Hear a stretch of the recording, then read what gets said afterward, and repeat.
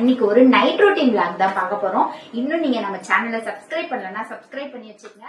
வாங்க வீடியோக்குள்ள போலாம். இதுக்கு வந்து எக் ரைஸ் வந்து சிக்கன் பக்கோடா தான் செய்ய போறேன். வெங்காயம் அது வந்து தோல் சீவிட்டு வந்து நான் பொடிசு பொடிசா வந்து நறுக்கி எடுத்து வச்சு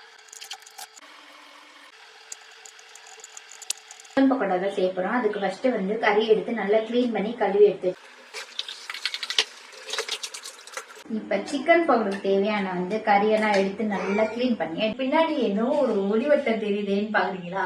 லைட்டிங்காக தான் வச்சிருக்கேன். அது வந்து டைல்ஸ்ல ஷேடோ அடிச்சு எனக்கு தெரியுது ரவுண்டா. சரி ஓகே. இப்ப வந்து மசாலா பாத்தீங்கன்னா நல்லா வந்து கலக்கி நல்லா எடுத்தாச்சு. இது கொஞ்ச நேரம் வந்து நல்லா ஊறட்டும்.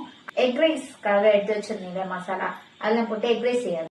இப்ப நம்ம எக் ரைஸ்க்கு வந்து தேவையான இப்ப வெங்காயம் பாத்தீங்கன்னா நம்ம வந்து இந்த மாதிரி பொடிசா எடுத்து வெட்டி வச்சுட்டா வந்து அது டேஸ்ட் வந்து நல்லா இருக்கும். அதே மாதிரி தக்காளி வந்து மேல உள்ள தோல் எல்லாம் சீவிட்டு அதுக்கப்புறம் வெங்காயம் வெட்டுற மாதிரி இதையும் வந்து பொடிசா வெட்டி எடுத்துக்கணும். அப்பதான் நம்மளுக்கு வந்து அந்த நேரம் வந்து சாப்பிடும்போது தக்காளியோட தோல் எல்லாம் வராது, நல்லா இருக்கும், சாப்பிடவும் நல்லா இருக்கும். அதே மாதிரி கொஞ்சமா வந்து கருவேப்பிலை எடுத்தாச்சு. நம்ம வந்து ஸ்டவ் வந்து ஆன் பண்ணிக்கலாம். கடாய் வந்து நல்லா ஹீட் ஆகட்டும். நம்ம வந்து தேவையான அளவு எண்ணெய் ஆயில் வந்து ஆட் பண்ணிக்கலாம். இப்ப நம்ம வந்து ஆயில் வந்து ஆட் பண்ணியாச்சு. இப்ப ஆயில் வந்து நல்லா ஹீட் ஆனோடனே நம்ம வெங்காயம் போட்டு வந்து வதக்கிடலாம். வந்து ஹீட் ஆயிடுச்சு. நம்ம வந்து வெங்காயம் வந்து ஆட் பண்ணிக்கலாம். வெங்காயம் வந்து நல்லா பொன்னிறமா கொஞ்சம் வதங்க ஆரம்பிக்கிற நேரத்துல வந்து நம்ம இஞ்சி பூண்டை வந்து ஆட் பண்ணி வதக்கலாம். முன்னாடியே வந்து நம்ம இஞ்சி பூண்டு போட்டு வதக்கணும்னா வந்து இஞ்சி பூண்டு எல்லாம் பாத்தீங்கன்னா கடாயில போய் ஒட்டிக்கும். அதனால வந்து வெங்காயம் கொஞ்சம் வதங்கிட்ட உடனே அதுக்கப்புறம் நம்ம இஞ்சி பூண்டு ஆட் பண்ணி வதக்கிடலாம். இஞ்சி பூண்டு வதங்கட்டும். இப்ப வந்து வெங்காயம் வதங்குற வரைக்கும் நம்ம வந்து தேவையான எக்கு வந்து எடுத்துக்கலாம். எக்கு நீங்க எப்பவுமே எடுத்து டைரக்டா வந்து போடுறத விட உடைச்சி பார்த்துட்டு போடுங்க. ஏன்னா சம்டைம் வந்து எக் வந்து கெட்டு போயிருக்கும் வாய்ப்பு இருக்கு. நீங்க அதுல போட்டுட்டீங்கன்னா பாத்தீங்கன்னா ஃபுல்லா நீங்க வெங்காயம் வதக்குனது எல்லாமே வந்து வேஸ்டா போயிடும். ஏன்னா ஒரு டைம் எனக்கும் இந்த மாதிரி வந்து அனுபவம் நடந்திருக்கு. அதனால நீங்க ஒரு பவுல்ல வந்து எக் உடைச்சி போட்டு பார்த்துட்டு அது நல்லா இருந்தா அதுக்கப்புறம் நீங்க வந்து டைரக்டா வந்து இதுல போடுங்க. இப்ப வெங்காயம் வதங்கிட்டு இருக்கிற வரைக்கும் நம்ம வந்து முட்டை வந்து உடைச்சி போட்டுக்கலாம்.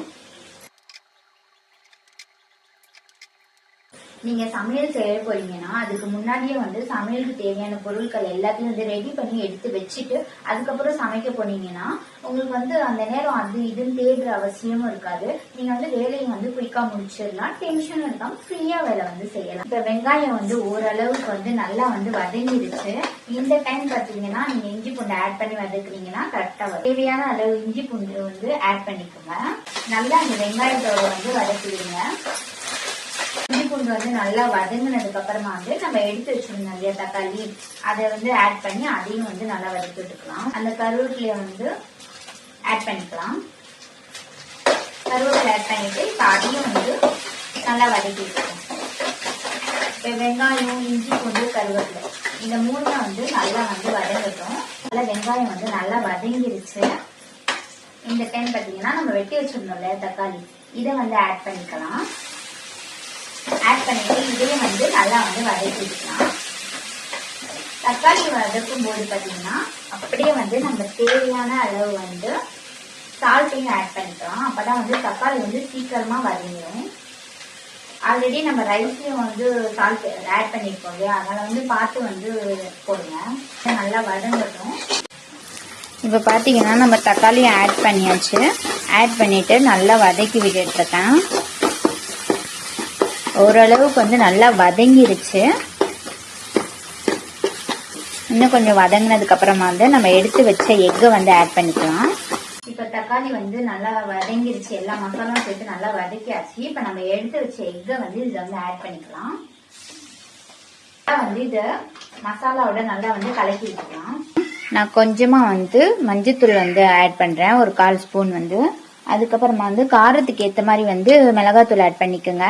நாங்க நல்லா ஸ்பைசியா சாப்பிடுவோம், அதனால 3 ஸ்பூன் அளவுக்கு வந்து மிளகாத்தூள் வந்து ஆட் பண்ணிருக்கேன். ஆட் பண்ணிட்டு இதையும் வந்து இப்ப நல்லா வந்து கலக்கி விட்டுக்கலாம்.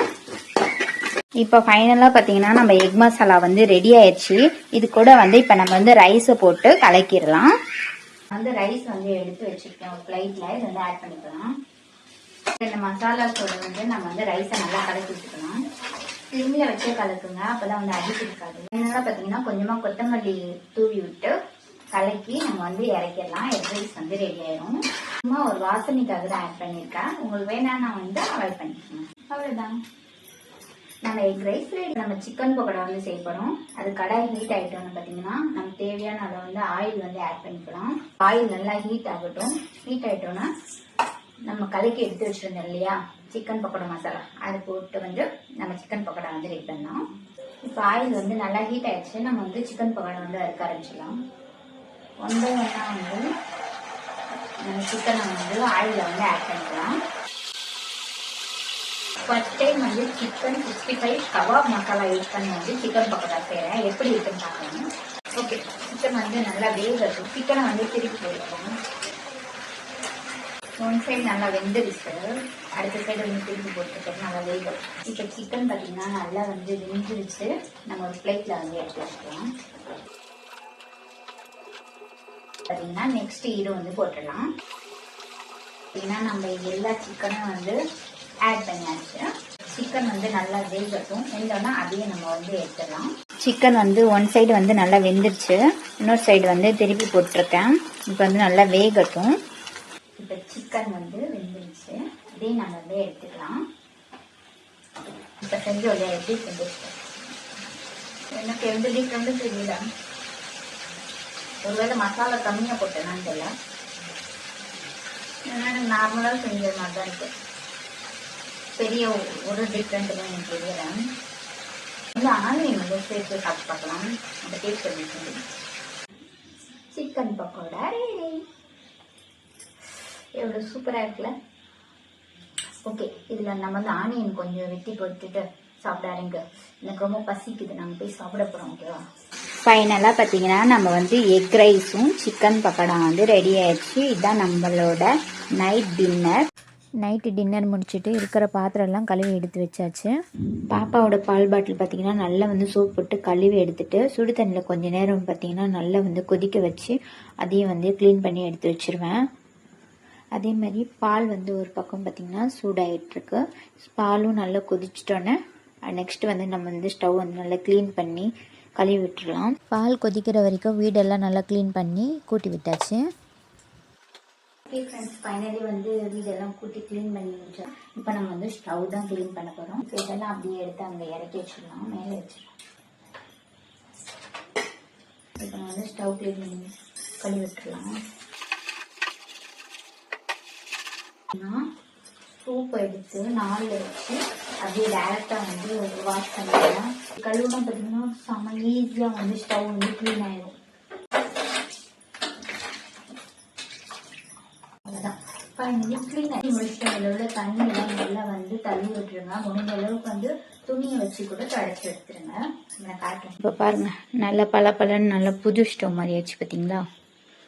அவ்வளோதான், நம்ம கிளீனிங் எப்படி இருக்குன்னு மறக்காமல் கமெண்ட் பாக்ஸில் கமெண்ட் பண்ணுங்கள்.